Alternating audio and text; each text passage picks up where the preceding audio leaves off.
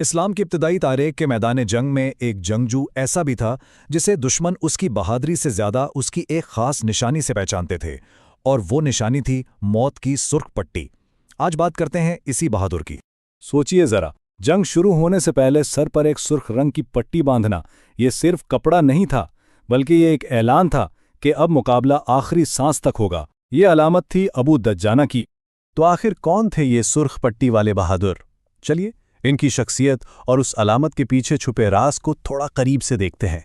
ان کا اصل نام تو سماک بن خرشہ تھا، لیکن تاریخ انہیں ان کی کنیت ابو دجانہ سے جانتی ہے۔ مدینہ کے انصار قبیلے بنو سعدہ سے ان کا تعلق تھا، اور ان کی کہانی بہادری اور وفاداری کی ایک ایسی داستان ہے جو آج بھی یاد کی جاتی ہے۔ یہ جو سرخ پٹی تھی نا، یہ ان کا ایک طرح سے ٹریڈ مارک تھا۔ جب بھی وہ اسے باندھتے تھے تو سب سمجھ جاتے تھے کہ ابو دجانہ آج آخری دم تک لڑنے کا ارادہ کر چکے ہیں۔ یہ ان کے پکے ارادے کا نشان تھا۔ ان کی زندگی کا شاید سب سے مشہور واقعہ جنگ احد کے میدان میں پیش آیا، جب ایک خاص موقع پر خود پیغمبر اسلام صلی اللہ علیہ وسلم نے اپنی تلوار سب کے سامنے پیش کی۔ ذرا اس لمحے کا تصور کیجئے، جنگ کا شور، اور اس بیچ پیغمبر اسلام صلی اللہ علیہ وآلہ وسلم اپنی تلوار بلند کر کے ایک سوال کرتے ہیں، ایک ایسا سوال جو آج تک تاریخ کے اوراق میں گونجتا ہے: کون ہے جو اس کا حق ادا کرے گا؟ کئی لوگوں نے چاہا کہ یہ اعزاز انہیں ملے، لیکن ابو دجانہ نے آگے بڑھ کر صرف تلوار نہیں مانگی۔ انہوں نے ایک بہت گہرا سوال پوچھا: اس کا حق کیا ہے؟ وہ صرف اعزاز نہیں، اس کے ساتھ آنے والی ذمہ داری کو بھی سمجھنا چاہتے تھے۔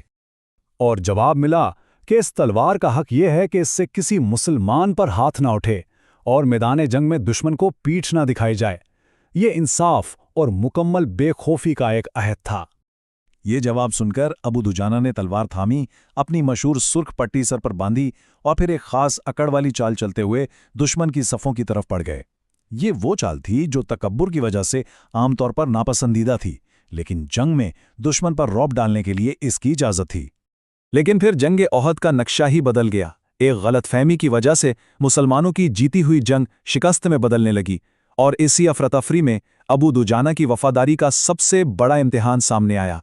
جب مسلمانوں کی صفیں بکھر گئیں اور پیغمبر صلی اللہ علیہ وسلم دشمنوں کے بیچ گھر گئے، تو ابو دجانہ نے آگے بڑھ کر اپنے جسم کو ڈھال بنا لیا۔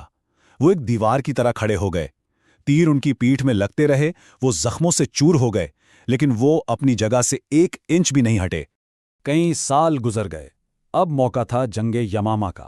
یہ جنگ جھوٹے نبی مسلمہ کذاب کے خلاف لڑی جا رہی تھی، اور یہ ابو دجانہ کی زندگی کا آخری اور سب سے بڑا معرکہ ثابت ہوا۔ مسلمانوں کی فوج ایک جگہ آ کر رک گئی۔ دشمن ایک بہت مضبوط باغ میں قلعہ بند تھا، جس کی دیواریں اتنی اونچی تھیں کہ انہیں پار کرنا ناممکن لگ رہا تھا۔ جنگ ایک طرح سے ٹھہر سی گئی تھی۔ ایسے میں جب سب بے بس نظر آ رہے تھے، ابو دجانہ نے ایک ایسی بات کہی جسے سن کر سب حیران رہ گئے۔ انہوں نے اپنی فوج سے کہا، مجھے اٹھا کر دیوار کے پار پھینک دو۔ یہ ایک طرح کی خودکشی تھی، لیکن انہوں نے ایک خطرہ مول لیا۔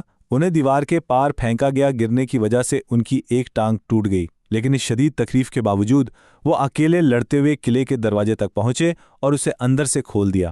بس پھر کیا تھا، مسلم فوج اندر داخل ہوئی اور جنگ کا پاسا پلٹ گیا۔ یہی تھے ابو دجانہ۔ ان کی پوری زندگی بہادری، قربانی اور اپنے مقصد سے غیر متزلزل وفاداری کی ایک مثال ہے، اور یہی وہ چیز ہے جو ان کا نام آج بھی زندہ رکھے ہوئے ہے۔ اسی جنگ یمامہ میں فتح کا راستہ کھولنے کے بعد ابو دجانہ نے شہادت کا رتبہ پایا۔ انہوں نے اپنی جان سے فتح کی قیمت ادا کی۔ ان کی کہانی جب ختم ہوتی ہے تو ایک سوال ذہن میں آتا ہے کہ تاریخ میں ایسی وفاداری، ایسی بہادری اور ایسی بے مثال قربانی کی کتنی مثالیں ملتی ہیں۔ واقعی سوچنے کی بات ہے۔